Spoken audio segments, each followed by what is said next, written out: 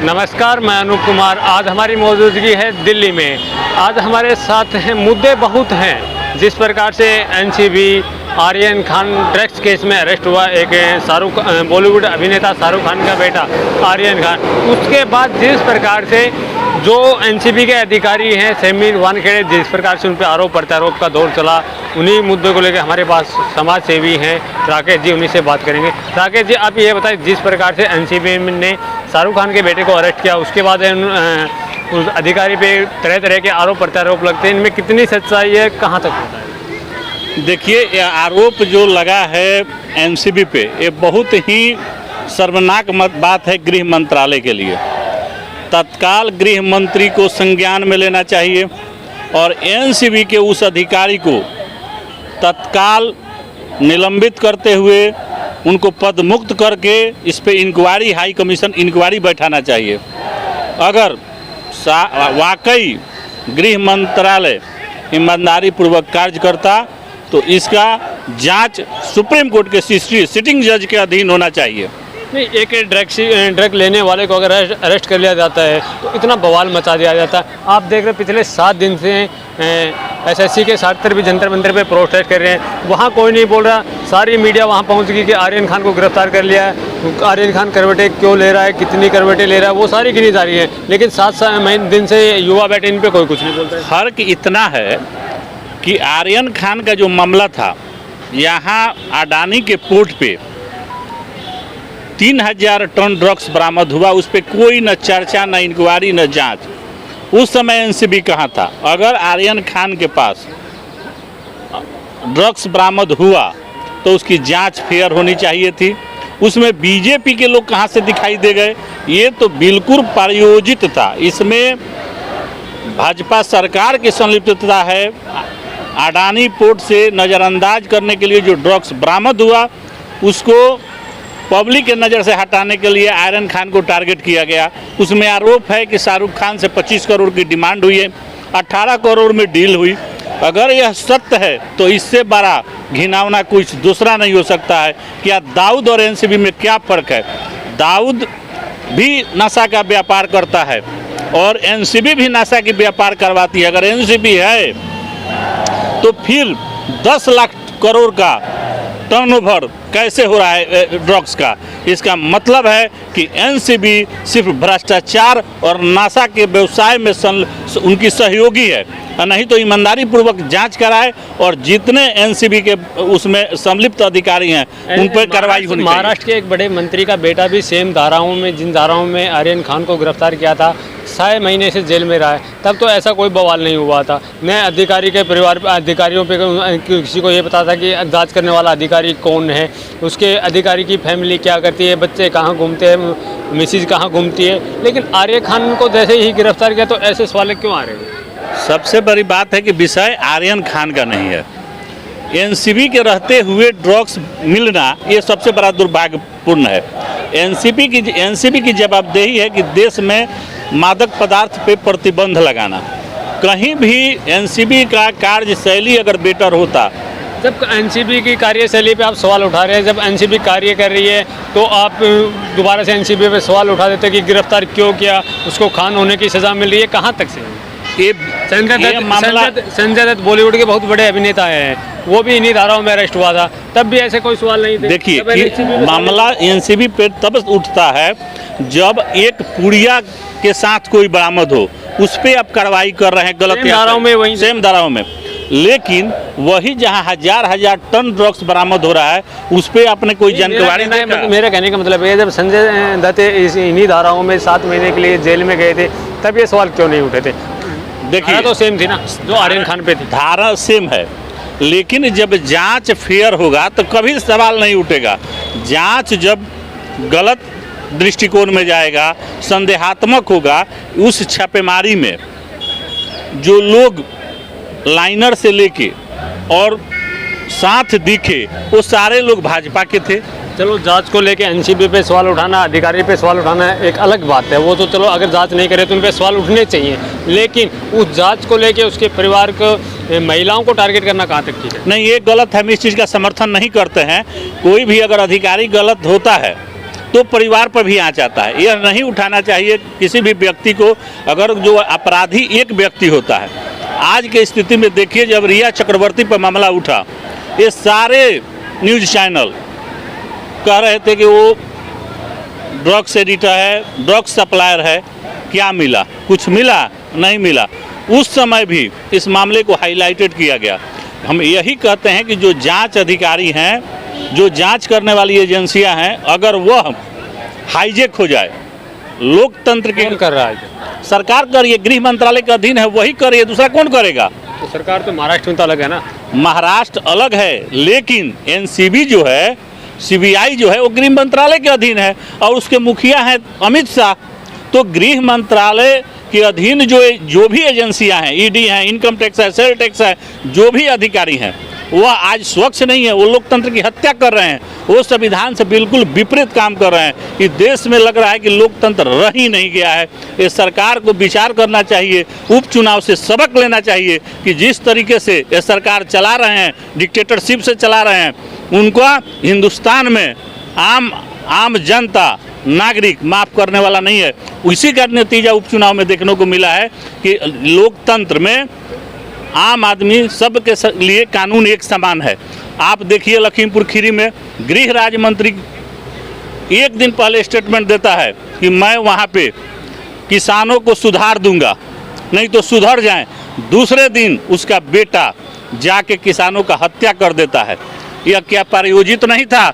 उसको गृह राज्य मंत्री पद पे रहना चाहिए कि प्रधानमंत्री अगर ईमानदार ने किया था, बाप ने थोड़ी ना किया था। आप इस बात को अरेस्ट कर लिया गया। आप जब जानते हैं कि जेल में रहने वाला व्यक्ति हत्या नहीं करता है, लेकिन उस पर दफाएं लगती है षड्यंत्र का। हत्या करने वाला से बड़ा अपराधी जो आदेश देता है, जो षड्यंत्र रचता है, वह अपराधी है। तो इसमें तो गृह मंत्री को अभी तक जेल में होना चाहिए, गृह राज्य मंत्री को। और गृह राज्य मंत्री छुट्टे घूम रहे हैं। मोदी जी कहते हैं कि मैं ईमानदार हूँ, और उनके साथ उनके कैबिनेट में एक हत्यारा मंत्री बना हुआ है। क्या उनको शर्म आ रही है इस देश में कि वो प्रधानमंत्री के पद के योग्य हैं? कैबिनेट में हत्यारा मंत्री बना हुआ, केंद्रीय मंत्री बना हुआ, वो एक अलग विषय। हमारा विषय था आर्यन खान और ड्रग्स केस को लेकर के। अब उसी पे देश सरकार से महाराष्ट्र सरकार के एक बड़े मंत्री नवाब मलिक आरोप लगाते हैं। समीर वानखेड़े जो एनसीबी के अधिकारी हैं, जिन्होंने आर्यन खान को गिरफ्तार किया था, उनको लेके एक सवाल उठाया था कि उनकी लड़की वहाँ घूम रही, उनकी वाइफ वहाँ घूम रही, ये कहाँ तक जायज़ है? परिवारों को आंतरिक मामलों में, खासकर महिलाओं के आंतरिक मामलों में कहाँ तक जायज़ है? ये नहीं उठाना चाहिए, लेकिन गृह मंत्रालय को चाहिए कि एनसीबी पर इंक्वायरी सेटअप करें, उस सारे मामलों को जांच कराएं, और ये सुप्रीम कोर्ट के सिटिंग जज, नहीं तो हाई कोर्ट चीफ जस्टिस के अधीन ये जब जांच होगी तो सत्य सामने आएगा कि एनसीबी गलत है, कि सलमान खान का बेटा गलत है। कौन गलत है? कि अडानी के पोर्ट पे जो ड्रग्स बरामद हुए वो कैसे आए 2 के। तो ये सारे जांच का विषय। अगर एनसीबी ईमानदारी पूर्वक कार्य करेगा तो देश में हम जान रहे हैं कि एक जगह कहीं ड्रग्स और नशा का सामान नहीं मिलेगा। मोदी जी से हम एक सवाल पूछते हैं, कहते हैं कि हम अब किसानों को मजबूत करेंगे। हमारे देश में तंबाकू बिकता था, जो किसान पैदा करते थे, किसी को कैंसर नहीं होता था। जब से चाइनीज खैनी, चाइना से खैनी गवर्नमेंट को फायदा है, उससे मोटा कमीशन मिलता है। खैनी तो पीछे की सरकारों में भी आती है। पहले बात बताते हैं, सुन लीजिए। आज वो खैनी खाने से 5-4 साल से निर्यात हो रहा है, 5 साल से चाइनीज खैनी, और कैंसर की संख्या आती थी ना, पहले नहीं आती थी। पहले हमारा अपना तंबाकू चलता था, तब से आप देख लीजिए कि कैंसरों की संख्या देश में बढ़ गई है। तो जब खैनी खाने से कैंसर, चाइनीज खैनी इस्तेमाल करने से कैंसर बढ़ रहा है, तो हम उस पर निर्यात पर रोक क्यों नहीं लगाते हैं? आप खैनी खाने का विरोध कर रहे हैं, अगर वहीं ड्रग्स लेने वाले को अरेस्ट कर लेते तो उसका विरोध कर लेते कि सरकार ने क्यों अरेस्ट हम आपको बताते हैं कि हमारे हिंदुस्तान के जो तंबाकू थे, उसके खाने से कोई व्यक्ति, किसी को कैंसर नहीं होता था। जहर तो जहर ही होता है ना। जहर होता था, लेकिन हमारे यहाँ जो उत्पाद होते हैं उसमें केमिकल नहीं था। ये जो नहीं, केमिकल नहीं था, वो एक अलग विषय है। आपने कह रहा खैनी खाने से जहर तो जहर होता है, चाहे वो थोड़ा। हम आपको यही बात बताते हैं कि देश में आप सरकार सिगरेट के डिब्बा पे लगाती है कि पीने से कैंसर होगा और उसी चीज़ को आप बेचते हैं, तो लेकिन उसकी संख्या परसेंटेज कम है। लेकिन चाइनीज खैनी खाने से कैंसर की संख्या से लोग 1 करोड़ साल में प्रभावित हो रहे हैं और 25 से 30 लाख आदमी मर जा रहे हैं कैंसर रोगी से। तो सरकार क्या अंधी हो गई है? उसको दिखाई नहीं दे रहे? इतने पैसे के लोभी हो गए हैं वो लोग कि इनको दिखाई नहीं दे रहा है कि हमारे देश में करोड़ों लोग कैंसर के पीड़ित हो रहे हैं। कभी कभी देता है तब कार्रवाई करते थे, आप वैसे सवाल उठाने लग जाते। उन्होंने कार्रवाई एक तरफा की है, उनकी शाहरुख खान के बेटे को खान होने की सजा मिली है। यह हिंदू मुस्लिम का विषय नहीं है, यह विषय हिंदू मुस्लिम का नहीं है, यह विषय है भ्रष्टाचार का। बहुत से लोग कह रहे हैं कि शाहरुख खान के बेटे आर्यन खान को खान होने की सजा मिली है। अगर वो खान नहीं होता, उसके पीछे खान नहीं लगा, तो वो अरेस्ट नहीं होता। ये भी एक बिल्कुल सत्य बात है। अगर बिहार में चुनाव नहीं होता तो सुशांत सिंह राजपूत का मामला हाईलाइटेड नहीं होता और रिया चक्रवर्ती जेल में न होती और बदनाम न होती। ये सरकार का तो इतिहास ही वैसा है कि ये हमेशा इसी तरीके के कार्य करते हैं। ये सरकार का जो भी कार्यकलाप है वह संदेह के घेरे में, और गृह मंत्रालय के अधीन जो एजेंसियां हैं वह केंद्र सरकार की है, वो ये इनके इशारा पे काम करते हैं। गृह मंत्रालय पे आप बार बार सवाल उठा रहे हैं, गृह मंत्री अमित शाह पे आप बार बार सवाल उठा रहे हैं। गृह मंत्री बहुत अच्छा काम करे, गुंडा राज खत्म कर दिया, दूर दूर तक अब गुंडे नहीं दिख रहे। उत्तर प्रदेश में गृह मंत्री जी का बयान आया कि महिलाएं 12 बजे रात में गहना पहन कर निकलती हैं, कोई पूछने वाला नहीं है। अमित शाह गृह मंत्री से मैं कहना चाहूँगा कि अपना सुरक्षा एजेंसी हटा के और 12 बजे रात में 2-4 गहना पहन के उत्तर प्रदेश में निकल जाएं और बताएं कि जंगल राज है कि लूट होता है कि नहीं। उत्तर प्रदेश तो बिल्कुल जंगल राज हो गया है। जहाँ जहाँ बीजेपी की सरकारें हैं वहाँ भ्रष्टाचार, हत्या, बलात्कार, लूट, ये सारे चरम सीमा पे हैं। अपोजिशन की सरकारों में भी होती है, राजस्थान में भी होती है, दिल्ली में भी होती है। राजस्थान में होती है तो उस पर कार्रवाई होता है, छत्तीसगढ़ में होता है तो उस पर कार्रवाई होती है, उस पर तुरंत एक्शन लेती है सरकार। लेकिन जहाँ भी बीजेपी की सरकार है, आप देख लीजिए, बलात्कार का मामला है तो भाजपा के नेता मंत्री बलात्कारी हैं तो उनके साथ सरकार खड़ी हो जाती है। भाजपा के मंत्री हत्यारे हैं तो सरकार खड़ी हो जाती है, आरोप मुक्त कर देती है ना कोर्ट उनको। आरोप तो कोई भी आरोप न्यायपालिका जो है, अभी हम यही कहें कि सारे संवैधानिक संस्था आज के डेट में हाईजेक हो गए हैं, दबाव में हैं। न्यायपालिका की दुर्दशा ये है कि गगोई राज्यसभा सीट लेने के लिए राफेल में सरकार को क्लीन चिट दे दिए। क्या राफेल घोटाला नहीं हुआ है? नहीं हुआ था तभी तो चिट दी। यही तो हम कर रहे हैं। तो राज्यसभा क्यों गए? राज्यसभा सुप्रीम कोर्ट जज को, आप चीफ जस्टिस को राज्यसभा भेजते हैं भ्रष्टाचार को बढ़ावा देने के लिए। आदमी को राज्यसभा भेजते गलत क्या है ना। तो यही हम आपसे कह रहे हैं कि जितने भी सरकारें हैं उस पर सरकार ध्यान केंद्रित करे और इस तरह की गलत काम जो है न करे। अच्छी बात है ना, पहले अनपढ़ लोग राज्यसभा में जाते थे, अब पढ़े लिखे चीफ जस्टिस को राज्यसभा में। आप एक बात बताइए, देश का दुर्भाग्य है कि बिना पढ़ा लिखा गृह मंत्री और बिना पढ़ा लिखा प्रधानमंत्री है। प्रधानमंत्री से कहिए डिग्री दिखा, सर्टिफिकेट तो दिखाएं कम से कम। सनातन कर रखी है उन्होंने। प्रधानमंत्री जी सर्टिफिकेट दिखाएं। देश का दुर्भाग्य है कि इतना कम पढ़ा लिखा देश का प्रधानमंत्री है। आज इस सड़क पे बच्चे रोड पर बैठे हुए हैं, इस सड़क पे SSC GD के क्वालिफाइड बच्ची और बच्चे सड़क पे बैठे हुए हैं। और गृह मंत्री को शर्म की बात है, प्रधानमंत्री को शर्म की बात है। प्रधानमंत्री का नारा था कि बेटी बचाओ बेटी पढ़ाओ, वह इस सड़कों पे दिखाई दे रहा है कि कितनी मजबूर है इस देश की बेटियां, जो सारे SSC GD की रिजल्ट क्वालिफाइड होने के बावजूद उनको आंदोलन करना पड़ रहा है। इस देश अपोजिशन भी कहीं दिखाई नहीं दे रहा, वो भी खत्म है। अपोजिशन तो इनको सहयोग कर ही रहा है, जो भी लोग हैं लोग सहयोग कर रहा है, कर रहे हैं। नेशनल मीडिया जो है, गोदी मीडिया जो है, वो इनके न्यूज़ को नहीं दिखा रही है। आप तो यूट्यूब चैनल वाले हैं जो इनके न्यूज़ को दिखाते हैं, लेकिन नेशनल चैनल जो है ये सरकार से बिके हुए हैं, हाईजेक हो चुके हैं। सरकार के डर से सरकार इनको मोटी पैसा दे रही है। इसका मूल कारण है कि किसी भी नेशनल चैनल के एडिटर को है साहत। कल रजत शर्मा की गाड़ी लगी थी, हमने कहा कि आप आके इनका थोड़ा इंटरव्यू ले लीजिए, तो भाग गया, कहा कि हमारा चैनल बंद हो जाएगा। तो ऐसे ऐसे लोग हैं, नेशनल मीडिया तो ये सब न्यूज़ को दिखा नहीं सकता है। विपक्ष तो प्रदर्शन कर रहे हैं, महंगाई के खिलाफ प्रदर्शन कर रहे हैं। हाँ कर रहा है। जिस प्रकार से अपोजिशन में, जब विपक्ष में भाजपा सरकार थी, केंद्र में जब कांग्रेस सरकार थी, तो एक केस हुआ था, मैं नाम भूल जाता हूँ, जो बलात्कार केस हुआ था दिल्ली में। वो एक केस हुआ था जिससे केंद्र की सरकार को भी जाना पड़ा था, निर्भया केस, केंद्र सरकार को भी जाना पड़ा था, और मौजूदा की जो दिल्ली की सरकार थी उनको भी अपनी कुर्सी से हाथ धोना पड़ा था। लेकिन अब उस प्रकार से जनता दिखाई नहीं दे रही। उस समय मीडिया स्वतंत्र था, सरकार का दबाव, जनता भी तो सड़कों पे आती है। बताते हैं स्वतंत्र था। चैनल पे, न्यूज़ पे जो लोग देखेंगे उसी को सत्य मानते हैं। सारे लोग तो बड़े चैनल देखते हैं।